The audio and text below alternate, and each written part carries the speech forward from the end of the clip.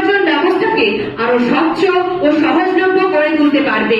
এই বিষয়ের বিপক্ষে আমার বক্তব্য উপস্থাপন করতে এখানে উপস্থিত হয়েছি। গণতান্ত্রিক নির্বাচন একটি দেশের ভবিষ্যৎ গঠনের মেরুদণ্ড, কিন্তু প্রযুক্তি ব্যবহারে এই ব্যবস্থাকে কতটুকু স্বচ্ছ ও সহজলভ্য করে তুলতে পারে সেটি নিয়ে গভীরভাবে চিন্তা করা প্রয়োজন। প্রযুক্তি আমাদের জীবনে অগণিত সুবিধা এনেছে, কিন্তু গণতান্ত্রিক নির্বাচন ব্যবস্থায় এর কার্যকারিতা নিয়ে কিছু গুরুত্বপূর্ণ প্রশ্ন রয়ে গেছে। আমি প্রথমেই বলি, বর্তমান সমাজে দাঁড়িয়ে প্রযুক্তির সঙ্গে মানুষ ওতপ্রোতভাবে জড়িত। যেখানে প্রযুক্তি ছাড়া মানুষ এক পাও ফেলতে পারে না, সেখানে দাঁড়িয়ে মানুষ প্রযুক্তিকে কাজে লাগিয়ে কতই না কিছু ব্যবহার করছে। তাই প্রথমেই বলি, এই প্রযুক্তি নির্ভর নির্বাচন ব্যবস্থার একটি পদ্ধতি হলো ইভিএম বা অনলাইন ভোটিং সিস্টেম, যেটা ভবিষ্যতে কার্যকর করা হবে। সেটা কিন্তু হ্যাকিং এর শিকার হতে পারে, যার মাধ্যমে এই হ্যাকিং হওয়ার ফলে নির্বাচনের ফলাফল প্রভাবিত করার আশঙ্কা থেকে যায়। এটি শুধু গণতন্ত্রকে নয়, মানুষের আস্থাকেও নষ্ট করে। আবার বলা যায়, অপরদিকে ভারতের মতো একটি জনবহুল উন্নয়নশীল দেশে ঠিক মতো সাইবার ব্যবস্থা উন্নত নয়, আর সেখানে পুরোপুরি সাইবার ব্যবস্থা গড়ে ওঠার না কারণে যে ডিজিটাল পদ্ধতিতে নানা রকম তথ্য সংরক্ষণ করা হয়, সেগুলো কিন্তু হ্যাকিং হওয়ার সুবিধা খুব বেশি, এমনকি চুরিও হয়ে যেতে পারে।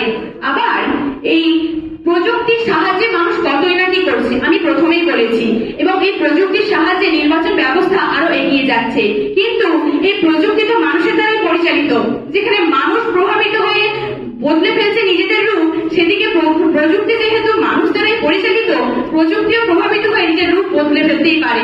তাই বলছি, এই নির্বাচন প্রক্রিয়ায় যখন প্রযুক্তিকে অনেক রাজনৈতিক দল প্রভাবিত করে নিজেদের পক্ষে বেনিফিট করে নিতে পারে, তার ফলে কিন্তু গণতন্ত্রের অধিকার সবার পক্ষে সমান হচ্ছে না। এরপরও বলি, ডিজিটাল পদ্ধতিতে যে তথ্য সংরক্ষণ করা হচ্ছে তাতে নাকি খুব সুবিধা হচ্ছে। সত্যি কি সুবিধা হচ্ছে? যেখানে কত কোড সিকিউরিটি, কত কড়া কড়া কোড, এছাড়াও বায়োমেট্রিক পদ্ধতিতেও না সংরক্ষিত কোড লক্ষ লক্ষ টাকা দ্বারা ব্যাংকে চুরি হয়ে যাচ্ছে, সেখানে দাঁড়িয়ে কি সহজ পদ্ধতিতে তথ্য সংরক্ষিত তথ্যগুলো চুরি হবে না?